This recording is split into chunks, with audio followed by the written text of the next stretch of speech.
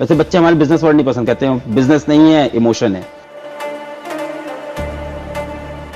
आगे के future plans है जैसे फिजिक्स वाला से था पहले सिर्फ 11th 12th और जेई नीट के लिए, फिर हम लोग समझ में आया कि 9 10th के बच्चों को वो चीज़ नहीं मिल रही है, तो हम लोग 9 10th के बच्चों के पास गए और प्लान हमने नहीं बनाया, प्लान बच्चों ने बनवाए। वो हमको बताते थे कि सर आप तो जेई नीट का ही कर रहे हो और 9 10th का क्या होगा। फिर हम लोगों ने 9 10th का एक प्लेटफॉर्म बनाया फिजिक्स वाला फाउंडेशन करके 9 10th, और वहाँ पे फ्री में पढ़ाया यूट्यूब पे 1 साल। फिर उसके हम लोग कोर्सेज लेके आए पेड, और आज अपने आप में वो भी अपने आप में एक प्रॉफिटेबल हम लोग के लिए बन गया है। मैं मान रहा हूँ आप कुछ जगह कह रहे हैं मेरे को यूनिकॉर्न में फर्क नहीं पड़ता, पर मुझे इस चीज से हमेशा फर्क पड़ता है कि फिजिक्स वाला प्रॉफिटेबल बिजनेस रहे, जहां तक वो बिजनेस है। वैसे बच्चे हमारे बिजनेस वर्ड नहीं पसंद, कहते हैं बिजनेस नहीं है, इमोशन है।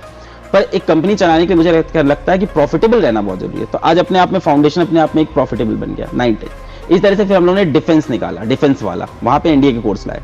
पहले साल वो भी फ्री चलाया, फिर वहां पे भी पेड कोर्स लाए। अब अपने आप में वो भी एक प्रॉफिटेबल जोनर बन गया है। अब इस तरह से इस साल हम लोग सोच रहे हैं कि हम लोग 6 7th 8th में भी जाएं, 9 10th तक की हैं, तो इस तरफ जाना हम लोग को बहुत जरूरी है। 6 7th 8th में वहां बहुत महंगे कोर्स बेच रहे हैं बड़े बड़े जाइंट, और एनिमेशन के कोर्स का बड़ा हाइप बना रखा है कि बड़े महंगे होते हैं। फिजिक्स वाला बना रहा है उसको सस्ते में करके दिखाएगा उस चीज को।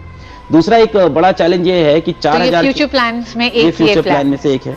दूसरा बहुत बड़ा फ्यूचर प्लान जो बहुत इंपॉर्टेंट है कि पेरेंट्स ये कहते हैं 4000 में आपने कर दिया, बहुत अच्छी बात है, मेरे पास पैसे हैं, मुझे चाहिए मेरे बच्चे को पर्सनलाइज कोचिंग मिले, टीचर उसको हमेशा कनेक्टेड रहे। मैंने कहा सर 4000 में नहीं हो सकता वो। तो मैंने कहा ले लो आप 50,000 रुपए और कर दो हमारे बच्चे के लिए, हमारे बच्चे को तो चाहिए। मैंने कहा हम आपके बच्चे के लिए नहीं करना, हमें पूरे इंडिया के बच्चों के लिए करना है। तो हम कभी भी बच्चों को डिस्क्रिमिनेट नहीं कर सकते कि कुछ के लिए कुछ आएगा, कुछ के लिए कुछ नहीं आएगा, ये कर ही नहीं सकता। पीडब्ल्यू जो भी करेगा डेमोक्रेटिक करेगा। तो हम पिछले 1 साल से लगे थे कि पर्सनलाइज्ड प्रोग्राम बनाए जिसमें बच्चा ऑन डिमांड टीचर से कनेक्ट हो पाए। ये काम कॉम्पिटिटर्स हमारे करके बैठे हैं, और सब जब करके बैठे थे तो बहुत इस चीज में हम लोग को बोलते थे कि आप क्या 1-to-1 लर्निंग नहीं है, ब्रॉडकास्ट करते हो आप, तो हम तो करते हैं। हमने कहा आप 50,000 में करते हो ना, 50,000 में मैं भी कर दूं, कौन सी बड़ी बात है। अब पीडब्ल्यू वही चीज, फिजिक्स वाला वही चीज करने वाला है बहुत ही कम प्राइस के अंदर। तो ये भी एक दूसरा बड़ा प्रोग्राम है, उसका नाम सारथी है। तो हम लोगों ने उसका सारथी नाम दिया है कि जैसे श्री कृष्ण अर्जुना के सारथी बने, जैसे पीडब्ल्यू सारथी बनेगा बच्चों का, और सारे उनके डाउट सॉल्व करेगा और उनसे लगातार पूरे दिन कनेक्ट रहेगा। टीचर जब चाहो कनेक्ट हो जाओ, बहुत ही सस्ती फीस के अंदर। तो एक सबसे बड़ी प्रॉब्लम सॉल्व ऑनलाइन के अंदर। यही तो बोलते हैं पेरेंट्स की टीचर से बात नहीं हो पाती, ये नहीं हो पाता। तीसरा जो हम लोग का बड़ा प्लान है वो ये है कि हम लोग थोड़े से हाइब्रिड सेंटर को भी और बढ़ाएंगे। हाइब्रिड को बच्चे बहुत पसंद कर रहे हैं, बहुत अप्रिशिएट कर रहे हैं। हाइब्रिड का फायदा ये है कि हर जगह का बच्चा टॉप टीचर से पढ़ पा रहा है हाइब्रिड मॉडल के अंदर, तो ऑनलाइन का फायदा हम लोग उठा के वहां भी पहुंच पा रहे हैं। चौथा ये होगा कुछ पीजी एग्जाम्स की तरफ जाना चाहते हैं। जैसे हमारा आप ये देख लो कि भारत के हर इंजीनियरिंग कॉलेज में आप देख लो तो हर 10वां इंजीनियर जो बन रहा है भारत का वो पीडब्ल्यू का स्टूडेंट है, हर 6वां डॉक्टर जो बन रहा है वो पीडब्ल्यू का स्टूडेंट है।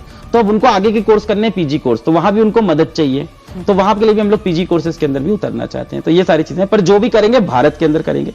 ग्लोबल ओबल का हम लोग का कोई प्लान नहीं कि कुछ बाहर के लिए बनाएंगे।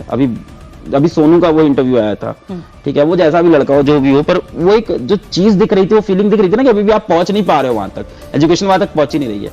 तो हमें लगता है कि जब वो सॉल्व हो जाए, जब भारत में एक भी बच्चा ये ना बोले कि पैसे के चक्कर में मैं पढ़ नहीं पाया, जो मैं बोल देता हूं आज भी कहीं ना कहीं इंटरव्यू में बोल रहा हूं ना कि पैसा नहीं था इसलिए आईटी कोचिंग नहीं की, ये जब कोई ना बोल पाए तब हमें लगेगा कि हम लोग सही ट्रैक पे आए हैं।